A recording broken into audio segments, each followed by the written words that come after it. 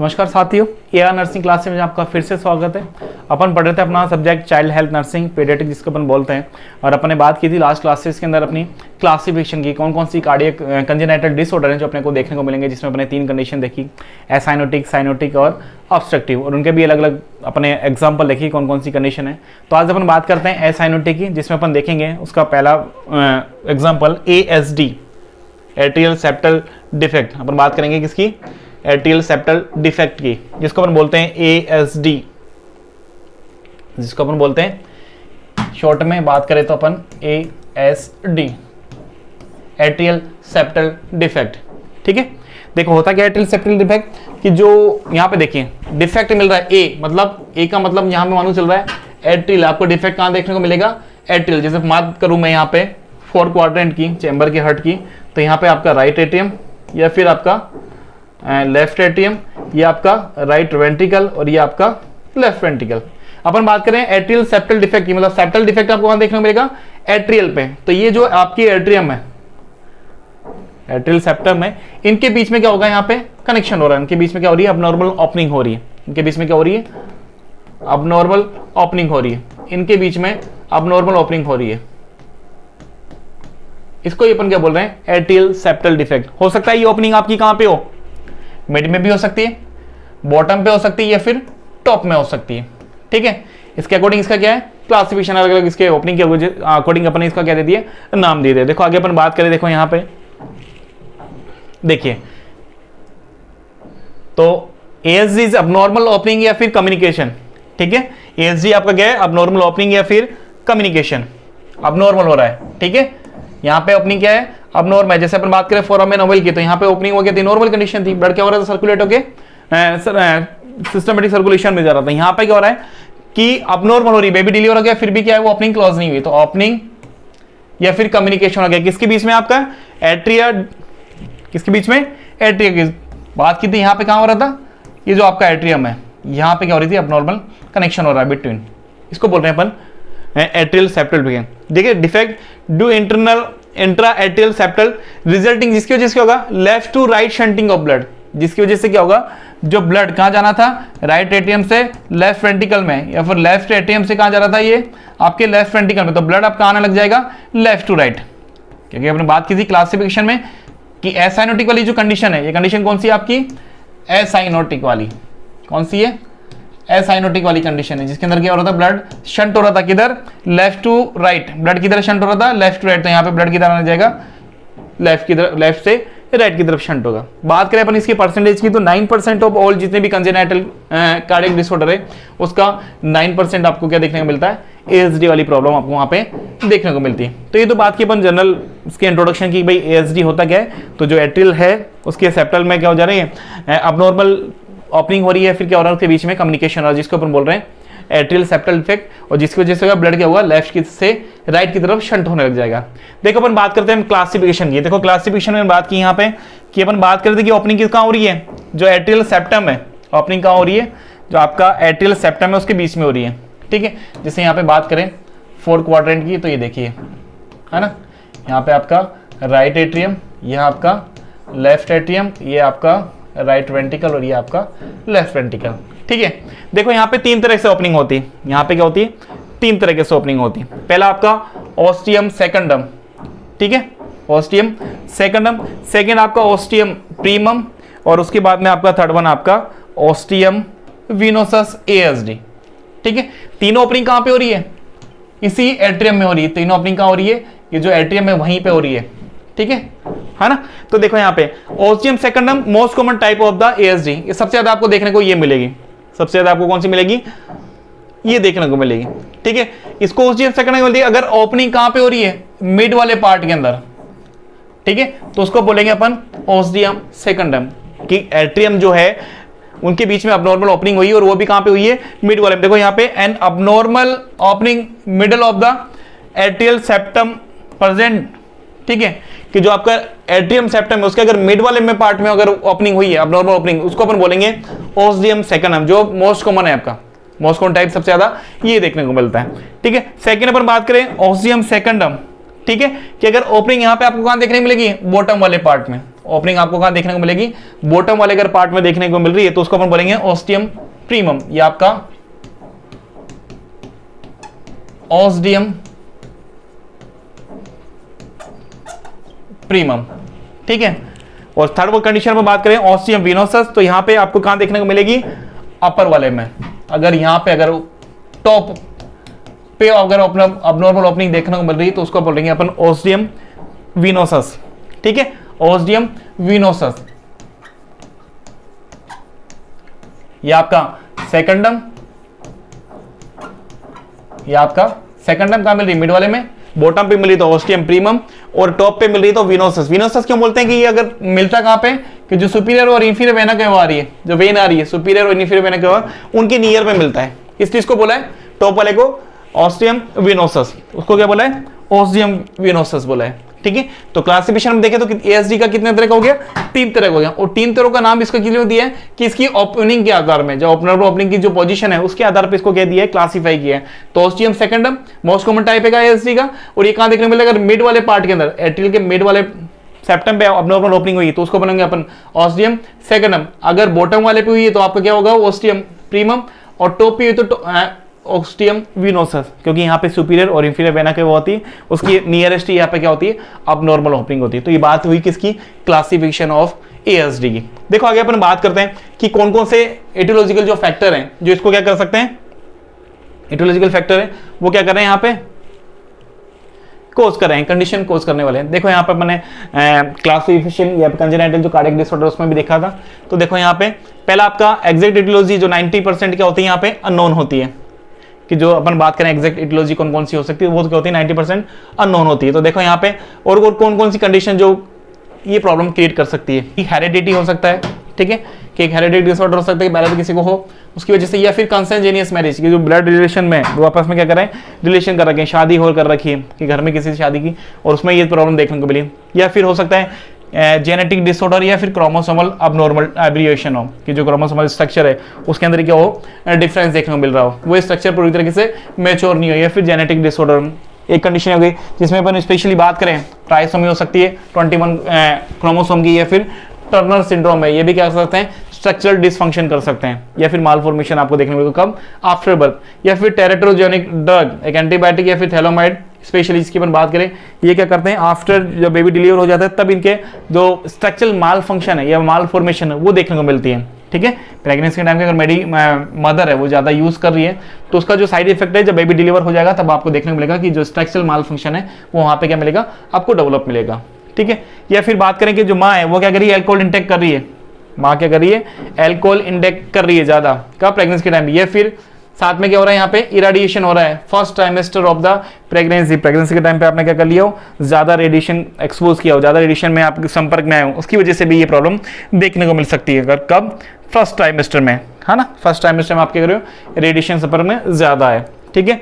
उसके बाद देखो फिटल हाइपोक्सिया या फिर बर्थ एस्पेक्सिया, दो कंडीशन हो गई, फिटल हाइपोक्सिया, ठीक है, एडुकेट मात्रा में आपको क्या हो रहा है, वहाँ पे ब्लड ऑक्सीजन सप्लाई हो रही है, या फिर बर्थ एस्पेक्सिया की डिलीवरी के टाइम पे या ड्यूरिंग डिलीवरी या आफ्टर डिलीवरी आपको ये कंडीशन वहाँ पे अगर देखने को मिल रही है तो इसकी वजह से भी क्या हो सकता है, यहाँ पे एएसडी आपने को देखने को मिल सकता है। या अपने जो कार्डियक कंजेनिटल कार्डियक डिसऑर्डर उसमें भी देखा था, ठीक है। आगे अपन बात करते हैं इसको क्लियरिफाई करने के लिए कि कैसे देखो इसको अपन और क्लियरली समझ सकते हैं। देखो यहाँ पे,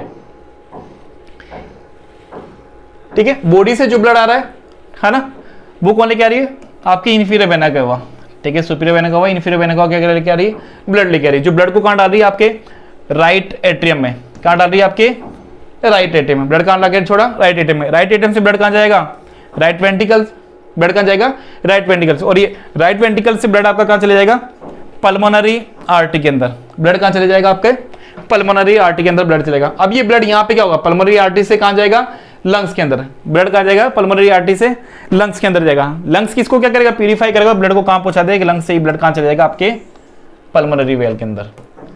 कहां चले जाएगा, पल्मोनरी वेन के अंदर चलेगा। अब पल्मोनरी वेन से ब्लड कहां जाएगा, लेफ्ट एट्रियम में। कहां जाएगा, लेफ्ट एट्रियम, उसके बाद में लेफ्ट वेंट्रिकल, उसके बाद अरोटा, और ये बाद में अरोटा की ब्रांच से कहां चले जाएगा, सिस्टमेटिक सर्कुलेशन में चलेगा। और ये सर्कुलेशन पूरा कहां जाता है, वापिस वही इस तरीके से सिस्टमेटिक सर्कुलेशन चल रहे थे। देखो यहाँ पे अपन ने बात की थी कि यहाँ पे क्या देखने को मिल रहा है, कि अबनॉर्मल ओपनिंग देखने को मिल रही है। ठीक है, क्या देखने को मिल रहा है कि जो राइट एट्रियम है और लेफ्ट एट्रियम के बीच में क्या हो रही है, अबनॉर्मल ओपनिंग हो रही है, जिसकी वजह से ब्लड क्या होगा, लेफ्ट से किधर आ जाएगा, राइट की तरफ आ जाएगा। ब्लड किधर आएगा, लेफ्ट से राइट की तरफ आएगा। नॉर्मली ब्लड कहां जाना चाहिए था, लेफ्ट एट्रियम से लेफ्ट वेंट्रिकल में। ब्लड यहां पे क्या होगी, अबनॉर्मल कनेक्शन है, अबनॉर्मल ओपनिंग है, जिसकी वजह से ब्लड का आ रहा है लेफ्ट से राइट की तरफ आ रहा है। ठीक है, तो शंटिंग हो गई। शंटिंग कहां देखने को मिलेगी आपको, shunting of blood left to right. ठीक है, शंटिंग कहां देखने को मिलेगी आपको, लेफ्ट टू राइट। तो ये आपका हीमोडायनेमिक्स हो गया कि ब्लड सर्कुलेशन नॉर्मली अपन बात करते हैं इस तरीके से चलना चाहिए था, पर यहां पे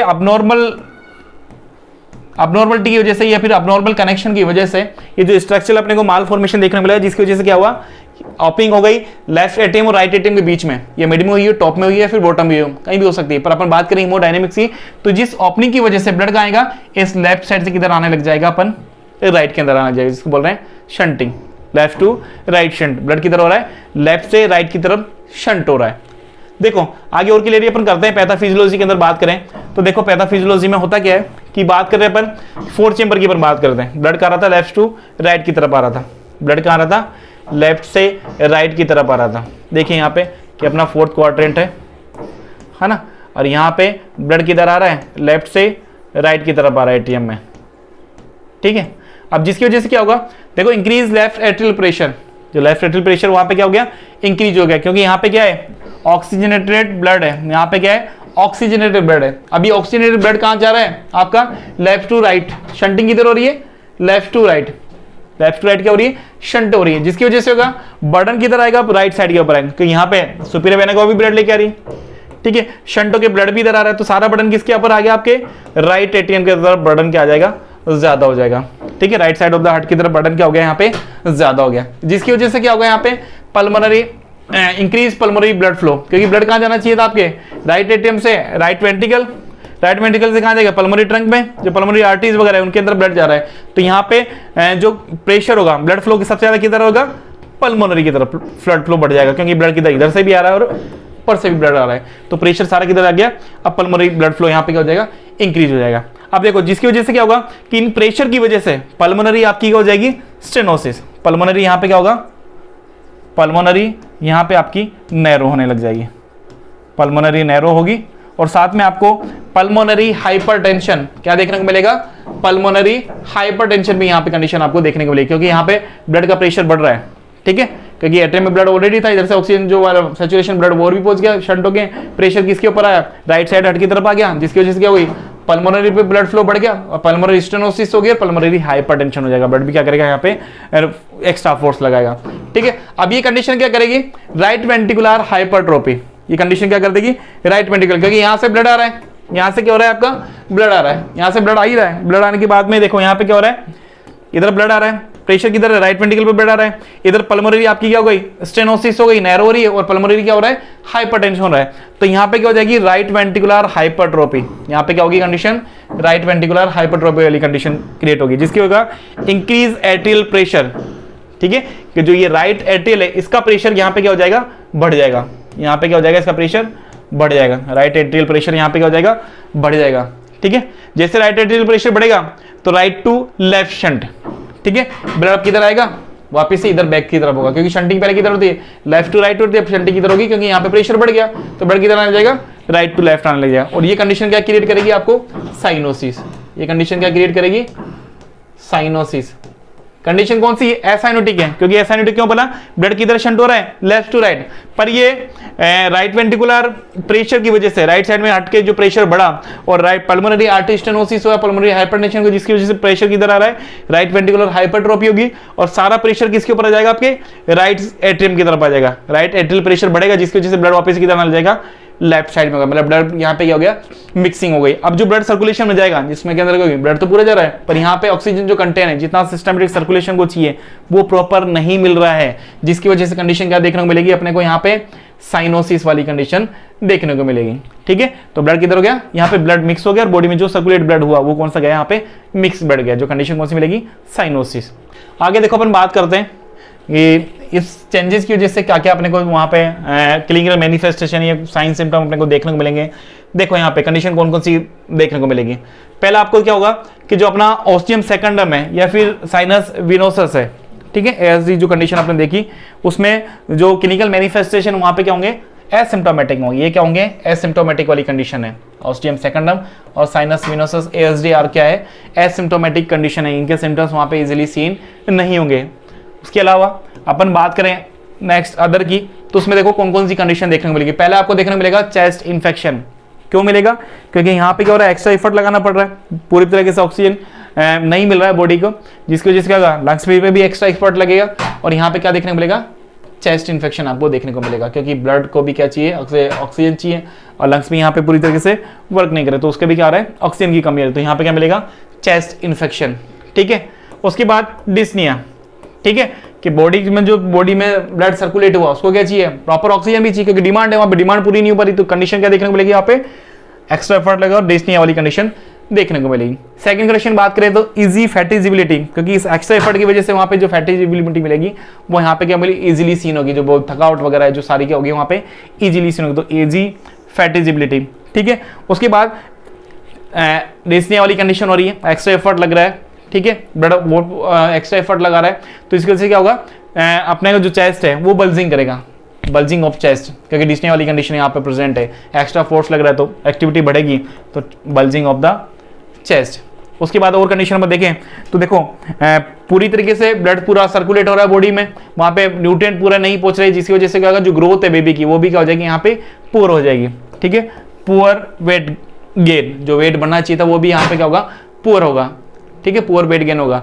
साथ ही यहाँ पे पुअर वेट गेन क्यों हो रहा है कि भाई प्रॉब्लम भी है ही, साथ में जो फीडिंग वगैरह वो भी है, इसमें भी क्या आने लग जाएगी, प्रॉब्लम आने लग जाएगी, बेबी पूरी तरीके से फीड नहीं कर पाएगा। या फिर देखो क्या देखने को मिल सकता है, कार्डियक एनलार्जमेंट, जो कार्डियक है वो भी क्या हो गया, एनलार्ज हो गया, क्योंकि वहां पे भी क्या हो रहा है, एक्स्ट्रा फोर्स लग रहा है। साथ ही में क्या हो रहा है, वहां पे राइट वेंट्रिकुलर हाइपरट्रोफी है, तो कार्डियक जो साइज है वो भी यहाँ पे क्या हो जाएगी, इंक्रीज हो जाएगी, तो यहाँ पे क्या हो गया, कार्डियक एनलार्जमेंट। ठीक है, चेस्ट इन्फेक्शन है, ब्लड पूरी तरीके से नहीं पहुंच रहा, जो भी न्यूट्रिएंट वगैरह है, जो इम्यूनिटी पावर है वो नहीं हो रहा है, जिसके वो भी क्या हो रहा है, यहाँ पे वीक हो रहा है, तो बार बार वहां पे क्या देखने को मिलेगा, रिकरेंट इन्फेक्शन देखने को मिलेगा। क्या मिलेगा, रिकरेंट इन्फेक्शन देखने को मिलेगा। और ये प्रॉब्लम अगर रेगुलर चलती भी आ रही है तो क्या हो जाएगा, यहाँ पे कंजेनाइटल हार्ट फेलियर क्या हो सकता है, सॉरी कंजेस्टिव हार्ट फेलियर हो सकता है। वहां पे कौन सी कंडीशन देखने को मिल सकती है, कंजेस्टिव हार्ट फेलियर वाली कंडीशन देखने को मिल सकती है। ठीक है, तो ये अपने देखा कि क्लिनिकल मैनिफेस्टेशन जो साइन सिम्टम है वो अपने को कौन कौन से देखते हैं, ये कंडीशन वहां पे अपने को देखने को मिलेगी। अब बात करते हैं अपन डायग्नोस्टिक की, क्या कैसे इस चीज को अपन क्या कर सकते हैं, डायग्नोस्टिक इवोल्यूशन कर सकते हैं। तो देखो यहाँ पे अपन बात कर रहे हैं प्रॉब्लम की, तो अपने देखा कोजेज के अंदर भी अपन क्या कर देखते हैं, हेरिडिटी हो सकता है, कंसेंजेंट मैरिज हो सकती है, जेनेटिक्स हो सकता है। इन सब के लिए अपन क्या करेंगे, पहले तो हिस्ट्री टेकिंग, पेशेंट की सारी क्या लेंगे, हिस्ट्री लेंगे, साथ ही अपन क्या करेंगे, उसका फिजिकल एग्जामिनेशन। ठीक है ना, आपको देखना है किस तरीके से मैरिज से रिलेशन तो कैसा है, पहले घर में किसी को और प्रॉब्लम तो नहीं है, ये प्रॉब्लम पहले किसी और बच्चे को, या फिर बेबी जिस जो मदर है उससे पूछना है कि आपके पहले कोई डिलीवरी उसको तो ये प्रॉब्लम नहीं थी, सारी अपन क्या लेंगे, हिस्ट्री लेंगे। फिजिकल एग्जामिनेशन में अपन क्या करते हैं, स्पेशली अपन क्या करेंगे, auscultation of the heart sound.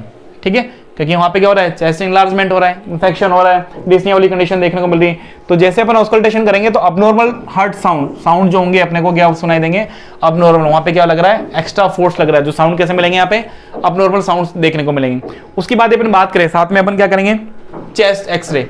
ठीक है, तो चेस्ट एक्सरे में क्या होगा, पूरी तरह से ब्लड सर्कुलेट नहीं हो पा रहा है, क्योंकि यहाँ पे क्या हो रही है, शंटिंग हो रही है, राइट वेंट्रिकुलर हाइपरट्रोफी और राइट साइड में में प्रेशर बढ़ रहा है, तो जो लंग्स है, लंग्स भी यहाँ पे क्या मिलेगा, चेस्ट एक्सरे के अंदर प्लेथोरिक लंग्स मिलेगा। लंग्स कैसा मिलेगा, प्लेथोरिक। ठीक है, मतलब ब्लड इन लंग्स, लंग्स के अंदर आपको क्या सीन होगा, ब्लड इन लंग्स, लंग्स क्या होगा, भरा हुआ फील होगा, भारी भारी फील होगा, तो लंग्स इन ब्लड, तो प्लेथोरिक लंग्स वाली कंडीशन यहाँ पे देखने को मिलेगी।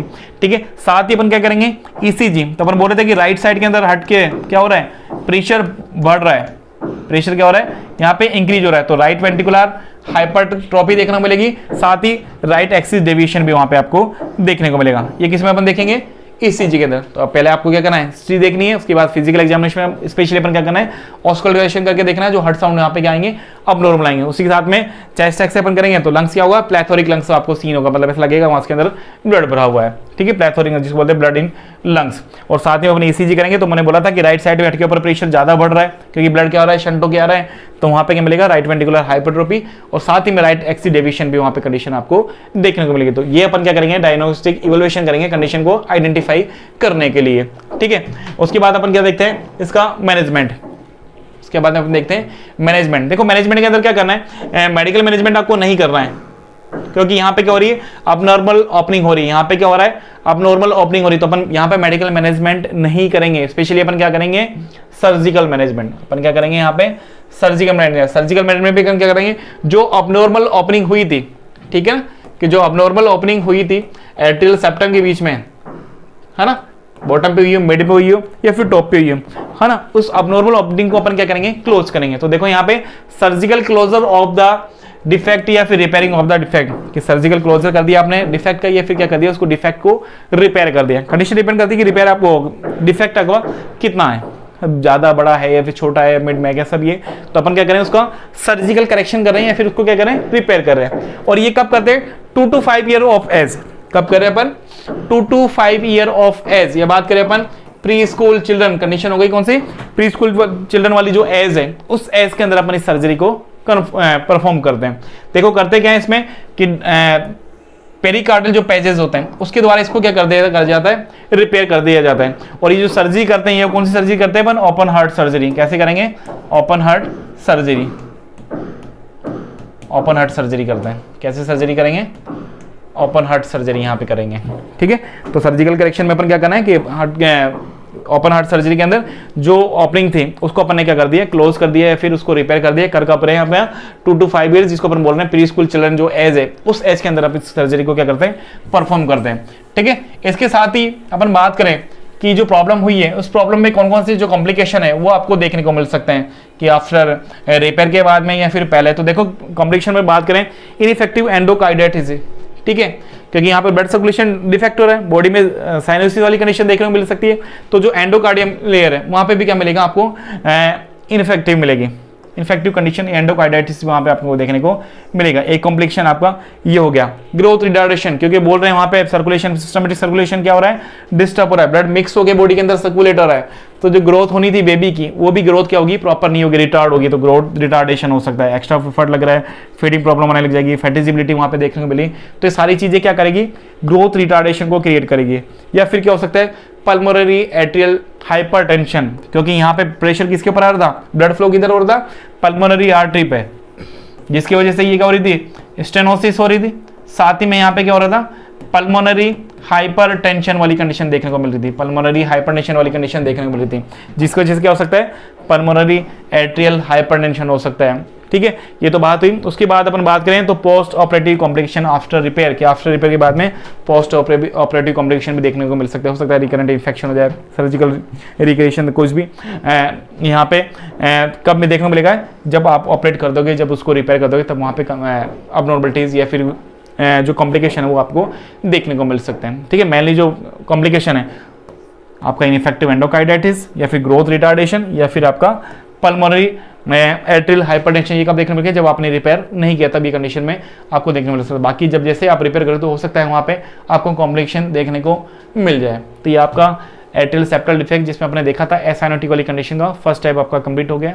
फिर भी आपको कोई करेक्शन हो, इसमें कुछ समझ में नहीं आया तो आप हमें कमेंट करके बता सकते हैं, या फिर आपको चाइल्ड हेल्थ नर्सिंग का कोई एक्स्ट्रा टॉपिक पढ़ना हो तो आप उसके लिए भी हमें बता सकते हैं। Thank you.